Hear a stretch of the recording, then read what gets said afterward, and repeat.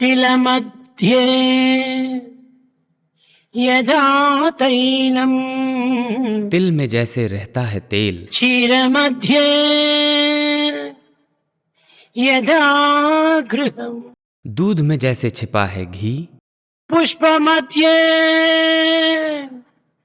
यथा गंधम, फूल में जैसे बसती सुगंध, फलमध्ये यथा रसम, फल में जैसे मधुर रस, काष्ठाग्निवत् प्रकाशेन, लकड़ी में जैसे छिपी अग्नि, तल्लिंगम यचलम प्रभु, तल्लिंगम यचलम प्रभु। वैसे ही प्रभु सर्वत्र अचल विराजते हैं। तिलमध्ये यथा तैलम, तिल में जैसे रहता है तेल।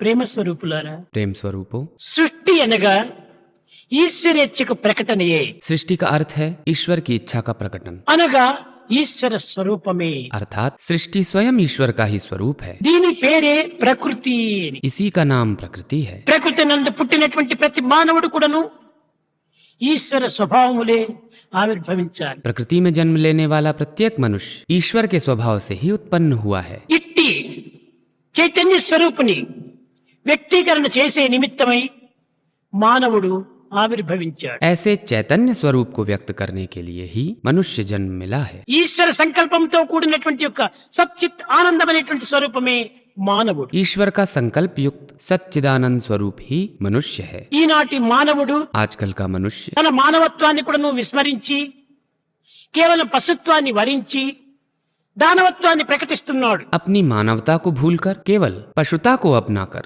दानवत्व को प्रकट कर रहा है। ఈనాటి పెద్దల యొక్క వాక్యములు కానీ ఉపదేశములు కానీ ఏమాత్రం కూడాను గౌరవించటం లేదు ఈనాటి మానవుడు। आजकल मनुष्य बड़ों के सुवचन और उपदेश का थोड़ा भी आदर नहीं कर रहा है। ఈనాడు ప్రపంచంలో మహనీయుల యొక్క విగ్రహములను ప్రతిష్ఠిస్తున్నారు। आजकल दुनिया में महान व्यक्तियों की मूर्तियां प्रतिष्ठित की जा रही हैं। విగ్రహాలను ప్రతిష్ఠ చేస్తున్నారే కానీ ఆ మహనీయులు చెప్పినటువంటి వాక్యములను భూమిలో పూడ్చిపెడుతున్నారు। मूर्तियों की प्रतिष्ठा की जा रही है, परंतु उन महापुरुषों के उपदेशों को जमीन में गाड़ा जा रहा है। ఎందుకు ఈ విధమైనటువంటి యొక్క ఆడంబరమైనటువంటి యొక్క నాటకం? फिर इस प्रकार के आडंबर और नाटक का क्या अर्थ है? ఈనాడు నూతన సంవత్సరం, आज नया वर्ष है। ఏదో క్రొత్త సంవత్సరము మనకు క్రొత్త విధమైనటువంటి యొక్క సుఖములు ఆనందములు సౌభాగ్యములు చేకూరుస్తుందని భావిస్తున్నాం। लोग सोचते हैं कि नया साल हमें नया सुख, आनंद और सौभाग्य प्रदान करेगा। మన యొక్క మంచి చెడ్డలు కానీ పాప పుణ్యములు కానీ కీర్తి ప్రతిష్టలు కానీ సంవత్సరం మనకు తీసుకుని రావటం లేదు। परंतु हमारे सुख दुख, पाप पुण्य, कीर्ति और प्रतिष्ठा नया वर्ष नहीं लाता। మానవుడు చేసినటువంటి యొక్క ప్రతి కర్మల యొక్క ఫలితమును మనకు క్షణ క్షణం కూడాను అందిస్తూనే ఉంటున్నది। मनुष्य जो कर्म करता है उसका फल हमें हर पल काल के द्वारा मिलता रहता है। ఇప్పుడు कలి ప్రభావం చేత अब कलयुग के प्रभाव से రెండు విధమైనటువంటి రోగములు మితిమీరిపోతున్నాయి। दो प्रकार के रोग प्रचलित हो रहे हैं। ధనదాహము, पहला धन की लालसा। ఈ సిటీలో పోతే ఎక్కడ చూసినా ఒకే రష్ గా ఉంటుంటారు। ఇక్కడ పోయే కారు, అక్కడ పోయే కారు, ఇక్కడ పోయే మనిషి, అక్కడ పోయే మనిషి, అంతా బిజినెస్। इस समय जहाँ भी देखो भीड़ ही भीड़ दिखाई देती है। इधर से उधर, उधर से इधर जाने वाली गाड़ियाँ, इधर उधर भागते हुए लोग, सब कुछ व्यापार ही बन गया है। ఏ వ్యక్తి ఎందు చూసినా కానీ ధనం కోసం ప్రాకులాడుతున్నాడు, ధనం కోసం ఆరాట పడుతున్నాడు, ధనం కోసం సంచరిస్తున్నాడు, ధనం కోసమే జీవిస్తున్నాడు। जिसे देखो वो धन के पीछे भाग रहा है, धन की तीव्र इच्छा कर रहा है, धन के लिए इधर उधर दौड़ रहा है, धन के लिए ही जी रहा है। ధనము కావాల్సిందే, धन चाहिए, కానీ మనకి ఎంతనో అంతవరకు కావాలి। परंतु हमें जितना चाहिए उतना ही चाहिए। మితిమీరిన ఆశపోవటం చేతనే మతి తప్పిపోతున్నాడు మానవుడు। अधिक आशा रखने के कारण बुद्धि भ्रष्ट हो रही है। ఈ మానవుడు దానవుడిగా రూపొందుతున్నాడు। मनुष्य दानव बनता जा रहा है। కనుక ప్రతి మనిషి కూడాను ధనము ధనము ధనము ధనం, ఇది ఒక పిచ్చి మాదిరి తయారైపోతుంటది। हर व्यक्ति धन के पीछे पागल हो रहा है। పోనీ ఈ మన్ని ఏమైనా సద్వినియోగం చేస్తున్నారా? ఏమాత్రము చేయటం లేదు। परंतु क्या वो धन का सही उपयोग कर रहा है? जरा भी नहीं। తుదకు దొంగలకిత్తురో దొరలకవును। अंत में वो धन या तो चोरों को मिलेगा या सत्ता को। ధనమును ఆశించు, ఆ ధనమును సద్వినియోగం గావించు. इसलिए धन की इच्छा रखो, परंतु उस धन का सही विनियोग करो। సమాజం నుంచి పొందినటువంటి నీ ధనమును సమాజమునికే ఉపయోగించు. समाज से मिला हुआ धन समाज के लिए ही उपयोग करो। అది ఏ మానవుని యొక్క ప్రధానమైన విలువ. यही मनुष्य का प्रमुख गुण है। రెండవది అధికార దాహము.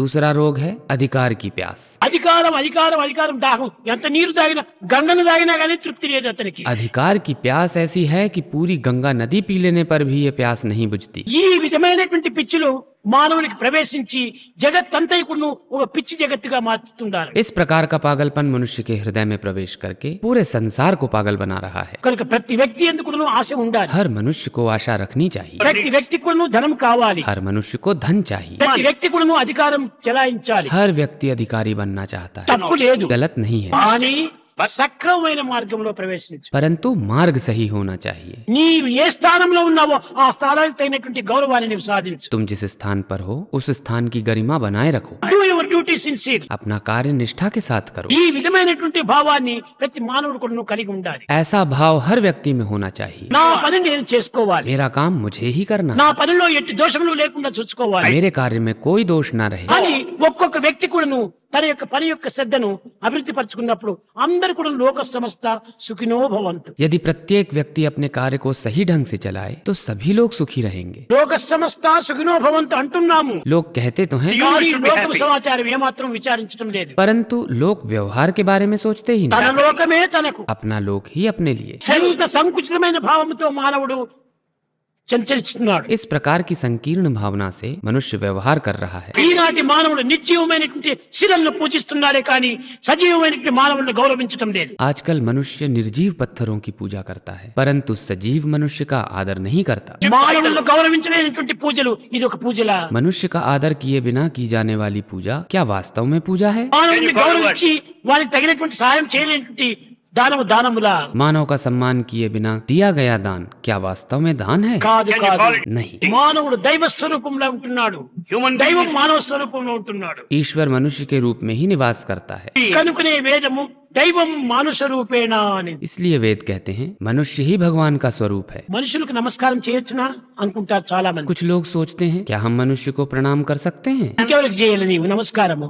దయ్యాలకు చేయాలనా? तो फिर किसे करोगे? भूतों को प्रणाम करोगे क्या? ఒకనొక సమయం లోపల అశోక చక్రవర్తి మంత్రితో కూడి విహారం చేస్తూ పోయాడు. एक बार सम्राट अशोक अपने मंत्री के साथ यात्रा कर रहे थे। మధ్య మార్గములో ఒక బుద్ధ గురువు వచ్చాడు. रास्ते में एक बौद्ध गुरु मिले। ఈ అశోక చక్రవర్తి పరిగెత్తిపోయి తన శిరస్సు ఆ బుద్ధ గురువు యొక్క పాదముల పైన పెట్టాడు. सम्राट अशोक तुरंत उनके पास गए और उनके चरणों में अपना सिर रख दिया। మంత్రి చూచాడు. मंत्री ने ये देखा, చాలా కష్టపడ్డాడు. उसे बहुत कष्ट हुआ। అశోక చక్రవర్తి యొక్క శిరమును విలువైనటువంటి శిరమును ఆ సన్యాసి యొక్క పాదముల పైన పెట్టడమా? इतने महान सम्राट का बहुमूल्य शीश एक सन्यासी के चरणों में। చాలా కష్టపడ్డాడు ఈ మంత్రి. मंत्री को बहुत दुख हुआ।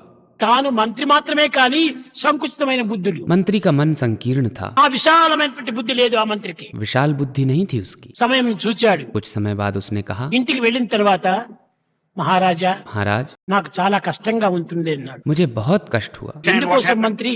దేనికోసం నీకు కష్టంగా ఉంది? किस बात का कष्ट? అశోక చక్రవర్తి మహా విలువైనటువంటి శిరస్సు. आपका सिर बहुत मूल्यवान है। అట్టి విలువైనటువంటి శిరస్సును ఒక సన్యాసి పాదముల పైన పెట్టటమా? ऐसे बहुमूल्य सिर को आपने एक सन्यासी के चरणों में रखा। అశోక చక్రవర్తి జవాబు ఇవ్వలేదు. सम्राट ने कोई उत्तर नहीं दिया। నవ్వినాడు, వెనుక్కు వెళ్ళాడు. वे मुस्कुराकर चले गए। ఈ సమయానికి కాచుకొని ఉంటున్నాడు అశోక చక్రవర్తి. सम्राट अशोक मौका तलाश रहे थे। కొన్ని దినములు జరిగిన తర్వాత कुछ दिन बाद మంత్రి ఇటురా అన్నాడు. उन्होंने मंत्री को बुलाया और कहा, నాకు 3 శిరస్సులు కావాలి అన్నాడు. मुझे 3 सिर चाहिए। ఏమిటి స్వామి? తప్పక నేను తీసుకుని వస్తానన్నాడు. बोला, अवश्य महाराज, लेकर आता हूँ। ఒకటి మేక శిరస్సు, एक बकरी का सिर, రెండవది టైగర్ శిరస్సు, दूसरा बाघ का सिर మూడవది మనిషి శిరస్సు. और तीसरा मनुष्य का सिर। ఈ 3 తీసుకుని రా అన్నాడు. ये तीनों लेकर आओ। వెళ్ళాడు. मंत्री गया, ఏదో ఒక దగ్గరికి వెళ్ళాడు, మేకతో కొట్టాడు, ఒక శిరస్సు తెచ్చాడు. उसने बकरी को मारा और उसका सिर लाया। అడవికి వెళ్ళాడు, వేటాడాడు, పులి శిరస్సు తీసుకుని వచ్చాడు. जंगल में जाकर बाघ को मारा और उसका सिर लाया। శ్మశానానికి వెళ్ళాడు, బూడుస్తున్నటువంటి ఒక శవం యొక్క శిరస్సును తీసుకొచ్చాడు. श्मशान में जाकर एक मृत आदमी का शीश भी ले आया। ఈ 3 తీసుకుని వచ్చి రాజుకు చెప్పాడు.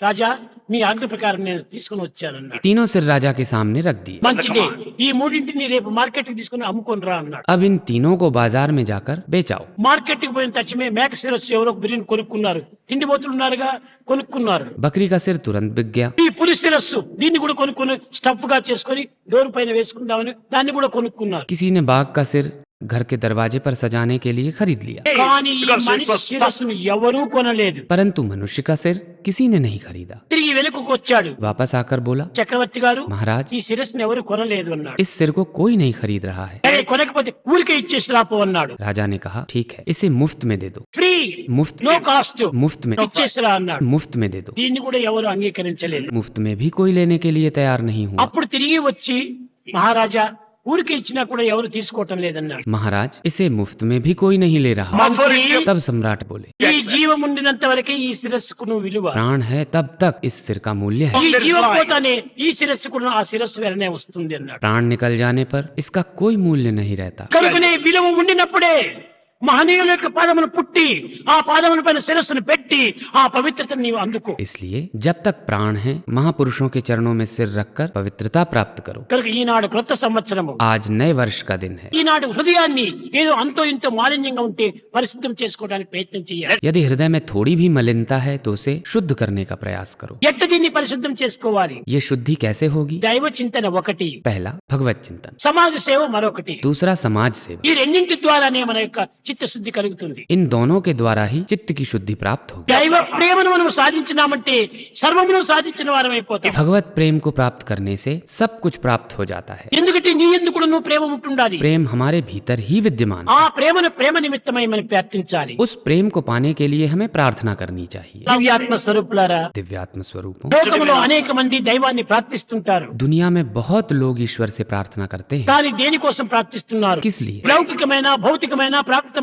కోరికలు సంసిద్ధి కావడం కోసం ప్రార్థిస్తున్నారు. लौकिक, भौतिक और प्राकृतिक इच्छाओं की पूर्ति के लिए। అది కాదు సరైన జవాబు. पर यह सही कारण नहीं है। దేవుణ్ణి ఎందుకోసం ప్రార్థిస్తున్నావు? ईश्वर की आराधना किस लिए करनी चाहिए? ఇవన్నీ కావాలని కాదు నేను కోరేది. मैं इन सब के लिए प्रार्थना नहीं करता। ఆ దేవుని ప్రేమ కోసం నేను ప్రార్థిస్తున్నాను. मैं केवल तुम्हारे प्रेम के लिए ही प्रार्थना करता हूँ। ఆ దేవుని యొక్క ప్రేమ శాశ్వతమైనటువంటిది. ईश्वर का प्रेम शाश्वत है। దేవుని యొక్క ప్రేమ అమరమైనటువంటిది. ईश्वर का प्रेम अमर है, దేవుని యొక్క ప్రేమ అఖండమైనటువంటిది. अखंड है। ఆ అఖండ ప్రేమను కావాలని ప్రార్థిస్తున్నానని కోరాను. उस अखंड प्रेम के लिए प्रार्थना करता हूँ। ఇంకా దేవునికి రెండవ గుణము ईश्वर का दूसरा गुण है ఆనందమయుడు, आनंदमय, సచ్చిత్ ఆనంద స్వరూపుడు. सच्चिदानंद स्वरूप है। కనుక భగవంతుని ప్రార్థిస్తున్నావు ఎందుకంటే ఆ ఆనందం నాకు పంచమని కోరుతున్నాను. हम भगवान से प्रार्थना करते हैं कि वे हमें आनंद प्रदान करें। ఈ భౌతికమైన ఆనందాలు కాదు. ये भौतिक आनंद नहीं है। ఇవన్నీ వస్తుంటాయి పోతుంటాయి, వస్తుంటాయి పోతుంటాయి. भौतिक आनंद तो आते जाते रहते हैं, ఈ కేవలం పాసింగ్ క్లౌడ్స్. वे गुजर जाने वाले बादलों के समान हैं। నీ ప్రేమ కావాలి, నీ ఆనందం కావాలని ప్రార్థించిన వాడే నిజమైన భక్తుడు. सच्चा भक्त वही है जो कहता है, मुझे तुम्हारा प्रेम चाहिए, तुम्हारा आनंद चाहिए, నాకు ఇది కావాలి, అది కావాలి ప్రార్థించేవాడు వాడు భక్తుడే కాదు. ये चाहिए वो चाहिए ऐसा मांगने वाला सच्चा भक्त नहीं है। వచ్చేది వస్తాయి, ఎట్లయినా మనకు తప్పింది కాదు. जो आने वाला है वो आएगा ही, ఇవి వచ్చినవి ఎంతకాలం ఉంటాయి? परंतु वो कितने समय तक रहेगा, ఇవి కాదు మనం కోరవలసింది. हमें इन सब की इच्छा नहीं करनी चाहिए। నిత్యమైన సత్యమైన శాశ్వతమైనటువంటి యొక్క దీనిని మనం ఆశించాలి. हमें नित्य और सत्य आनंद की इच्छा रखनी चाहिए। కనుక భక్తి అంటే భగవంతుని ప్రేమను కోరాలి. भक्ति का अर्थ है भगवत भक्ति की इच्छा करना, భగవంతుని ఆనందాన్ని ఆశించాలి. भगवत आनंद की कामना करना, భగవంతుని దివ్యత్వాన్ని మనం ఆవిర్భవింప చేసుకోవాలి. अपने भीतर दिव्यता को प्रकट करना। మనలో ఆ దివ్యత్వం ఆవిర్భవిస్తే జగత్తంతా బ్రహ్మమయమే, జగత్తంతా ఆనందమయమే. भीतर दैवत्व प्रकट होता है, तब संपूर्ण जगत ब्रह्ममय और आनंदमय दिखाई देता है। కనుక జగత్తు యొక్క ఆనందాన్ని కోరిన వారం అయిపోతాం మనం. फिर हम पूरे जगत के आनंद की कामना करते हैं। కనుక నీవు ఆనందాన్ని అనుభవించి ఈ ఆనందాన్ని తిరిగి అందరికీ పంచు. स्वयं आनंद का अनुभव करो और उस आनंद को सब में बांटो। ఈ ఆనందం అనేటువంటి నేత్రములతో నీవు చూస్తే సర్వము ఆనందంగానే కనిపిస్తుంది. आनंदमय नेत्रों से देखने पर संपूर्ण जगत आनंदमय दिखाई देता है। నీకు ద్వేష నేత్రములతో చూస్తే జగత్తంతా ద్వేషంగానే మారిపోతుంది. द्वेष की दृष्टि से देखने पर पूरा जगत द्वेषमय दिखाई देता है। కనుక నీ మొట్టమొదట మీ దృష్టిని మార్చుకోండి. इसलिए सबसे पहले अपनी दृष्टि को बदलो। నీవు సృష్టిని మార్చడానికి ప్రయత్నం చేయవద్దు. सृष्टि को बदलने का प्रयास मत करो। సృష్టి భగవంతుని యొక్క సృష్టియే, सृष्टि भगवान की सृष्टि है, దాన్ని ఎవరూ మార్చలేరు. इसे कोई नहीं बदल सकता। కనుక నీవు మార్చుకోవాల్సిన నీ దృష్టియే. यदि बदलना है तो अपनी दृष्टि बदलो। ఏ దృష్టిని మార్చుకోవాలి? ఈ పాడు దృష్టి, పీడ దృష్టి చెడ్డ దృష్టిని నీవు నిర్మూలం గావించుకొని ప్రేమ దృష్టి శాంతి దృష్టి సహన దృష్టి ఆనంద దృష్టిని పెంచుకోవాలి. गलत दृष्टि, हिंसा की दृष्टि और बुरी दृष्टि को नष्ट करके प्रेम की दृष्टि, शांति की दृष्टि, सहनशीलता की दृष्टि और आनंद की दृष्टि को बढ़ाओ. అప్పుడు జగత్తంతా కూడా అదే రూపంగా రూపొందుతుంది. तब पूरा संसार बदलता हुआ दिखाई देगा. నీవు రెడ్ గ్లాసెస్ వేసుకో, జగత్తంతా రెడ్ గా కనిపిస్తుంది. यदि तुम लाल चश्मा पहनोगे तो दुनिया लाल दिखेगी. నీవు బ్లూ గ్లాసెస్ వేసుకో, జగత్తంతా బ్లూ గా కనిపిస్తుంది. यदि तुम नीला चश्मा पहनोगे तो जगत नीला दिखाई देगा. కనుకనే నీ యొక్క హృదయము ప్రేమమయమైనప్పుడే నీ దృష్టి బ్రహ్మమయంగా మారిపోతుంది. यदि तुम्हारा हृदय प्रेममय होगा, तुम्हारी दृष्टि ब्रह्ममय हो जाएगी. కనుకనే సర్వులు బ్రహ్మమయంగా మనం భావించాలి. सबको ब्रह्ममय भाव से देखो. ఎవరు మనకు విరోధులు లేరు, कोई भी शत्रु नहीं है. ఎవరు మనకు ద్వేషులు కారు. किसी से हमें द्वेष नहीं करना चाहिए. అందరూ నా స్వరూపులే. सब मेरे ही रूप है. ఆ భావాన్ని దినదినాభివృద్ధి గావించుకోవాలి. इस भाव को दिन प्रतिदिन विकसित करना चाहिए. ఎన్ని సంవత్సరం మనం చేసినప్పటికీ ఈ విశాల హృదయం మనకు రావటం లేదు. कितने साल हो गए, बड़ा दिल हुआ ही नहीं. విశాల హృదయమే లైఫ్, विशाल हृदय ही जीवन है. సంకుచిత హృదయమే చావు. संकीर्ण हृदय ही मृत्यु है. కనుకనే కాంట్రాక్షన్ లవ్ అనేటువంటి చావు, ఎక్స్పాన్షన్ లవ్ ఇస్ లైఫ్. विशाल हृदय ही जीवन है, संकीर्ण हृदय ही मृत्यु है. కనుక ప్రేమ స్వరూపులారా, इसलिए प्रेम स्वरूपों, మీరందరూ కూడా ప్రేమను పెంచుకోండి. प्रेम को विकसित करो. ఈ క్షణభంగురమైనటువంటి ప్రేమ కాదు మనకు కావాల్సింది. क्षणभंगुर प्रेम हमें नहीं चाहिए. శాశ్వతమైనటువంటి ప్రేమ కావాలి. हमें शाश्वत प्रेम चाहिए. సత్యమైన ప్రేమ మనకు కావాలి. हमें सत्य प्रेम चाहिए. అదే అమృతత్వము. वही अमृत तत्व है. प्रेम मुदित मन से कहो राम राम राम राम राम राम राम राम राम श्री राम राम राम.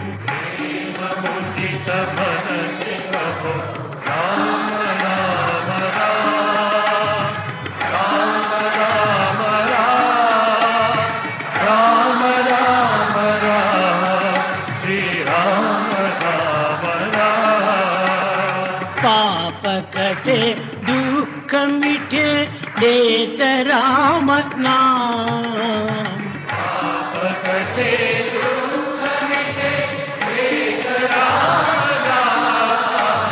भव समुद्र सुखद नाव एक राम नाम.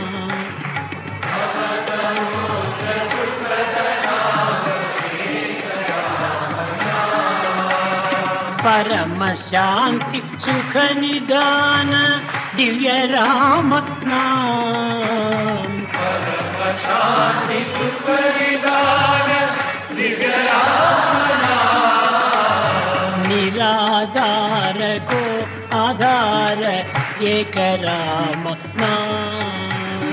निराधार को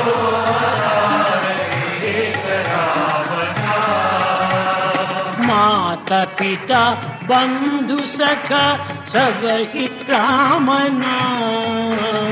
माता पिता बंधु सखा सब ही राम नाम. भक्त जनर जीवन धन एक राम नाम.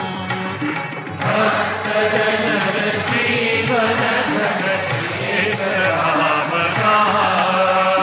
भक्त जनर जीवन धन एक राम नाम. भक्त जनर जीवन धन एक राम नाम. राम राम राम राम राम राम राम राम राम श्री राम राम राम.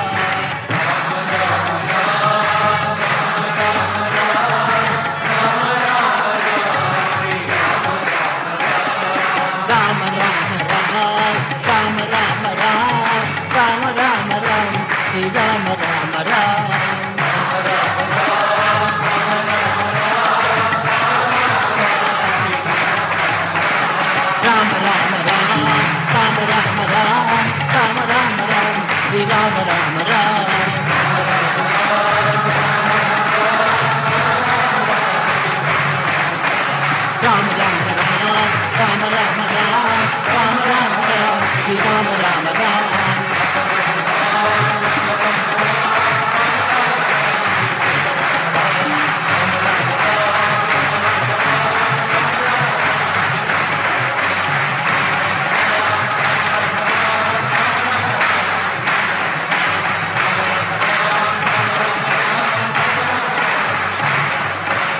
राम राम राम राम राम राम राम राम राम श्री राम